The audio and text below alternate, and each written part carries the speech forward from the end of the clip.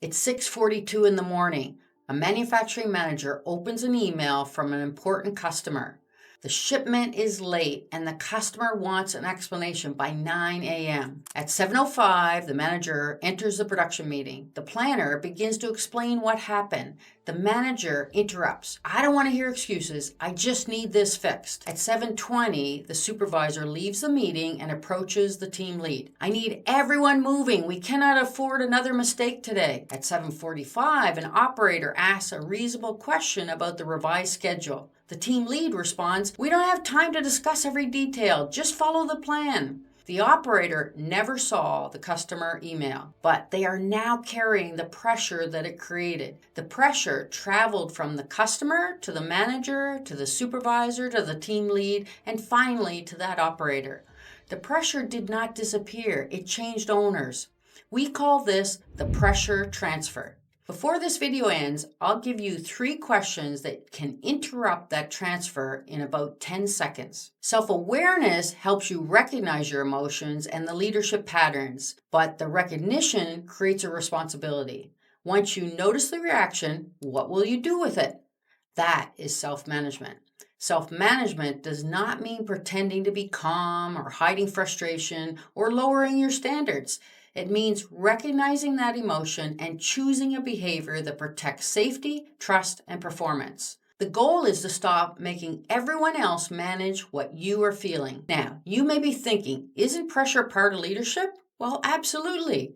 Customers change priorities, equipment fails, commitments are sometimes missed, but strong leaders translate that pressure into clear priorities, accurate information, and useful action. They pass clarity, not panic. Pressure may look like controlling every detail, giving one-word answers, or taking back delegated work. Self-management is not measured by how calm you appear.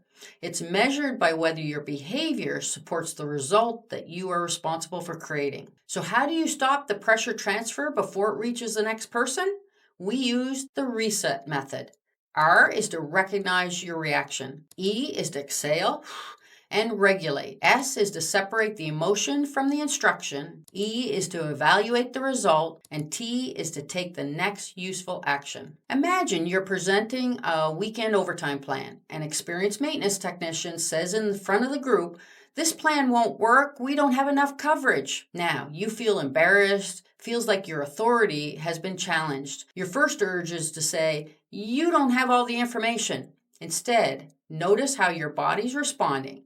That tight jaw or your stomach turning, and name what is happening. You can say this to yourself, "I feel challenged and I'm becoming defensive."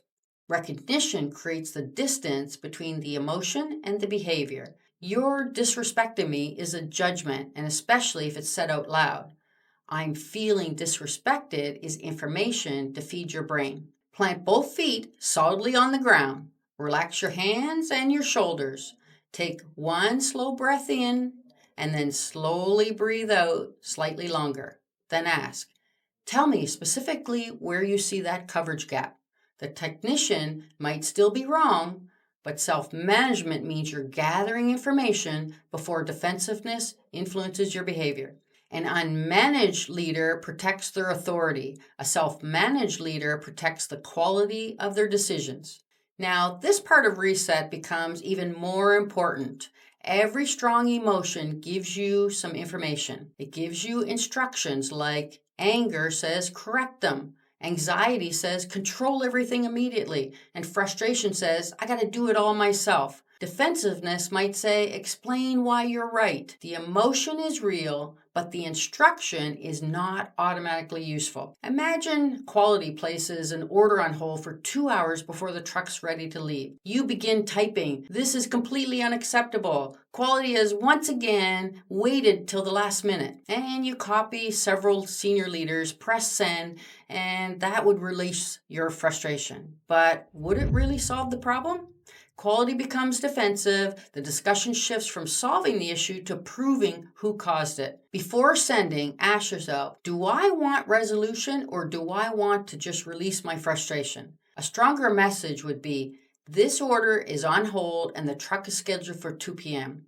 Please confirm who needs to be involved to make that shipment decision." Same urgency, different behavior. The emotion identified the concern. It did not get to write the email. Now ask, what result am I responsible for creating? Not, what do I feel like doing? Imagine a supervisor promised to complete a training plan by Friday, and Friday rolls around and it's still not done.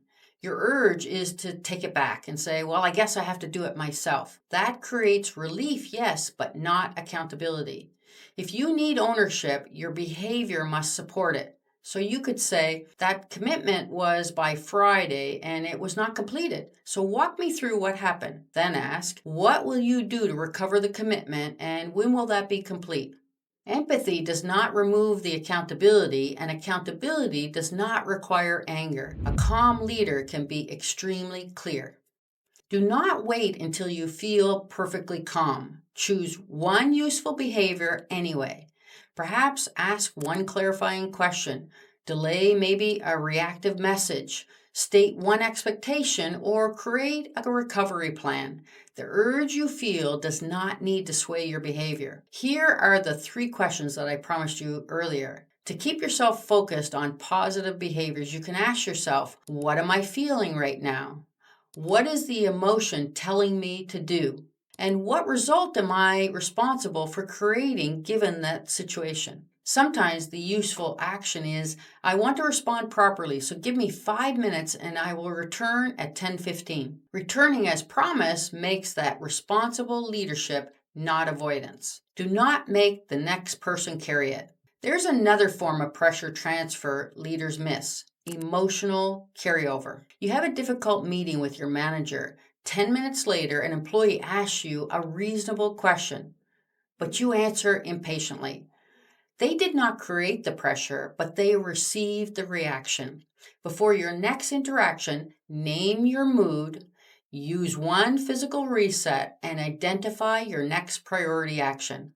Then remind yourself, the next person did not create my frustration, so don't make them carry it. And when you get it wrong, go ahead and repair it. For example, my response was sharper than it needed to be, and I felt challenged, but I did not mean to cut you off. Or, my reaction made it harder for you to raise the concern, and that was my responsibility. The standard is responsibility, not perfection. Now, returning to that 6:42 morning issue, the customer's email still creates real pressure. So before the next production meeting, the manager decides to use reset. Recognize, I'm anxious about losing that customer. Exhale and regulate. This is where they're calming down and slowing their breathing. Separate. My anxiety is telling me to bark orders right now. Evaluate. Well, I need accurate information before I respond, and then I need to create a recovery plan. It's then that they can take those useful actions. So, the manager goes through that process and then enters the meeting. Here's what they say. The customer needs an answer before 9 a.m. Walk me through what happened, what we know, and what decision is needed from me. The pressure reached the manager, but the clarity reached the team. That is the real test of self-management. Can you communicate urgency without panic and hold your standards without intimidation? During your next workday, watch for one moment when pressure tries to travel through you. Notice your first urge and then use reset. Recognize the reaction, exhale and regulate your breathing. Separate your emotion from your instruction. Evaluate your result and then take the next useful action.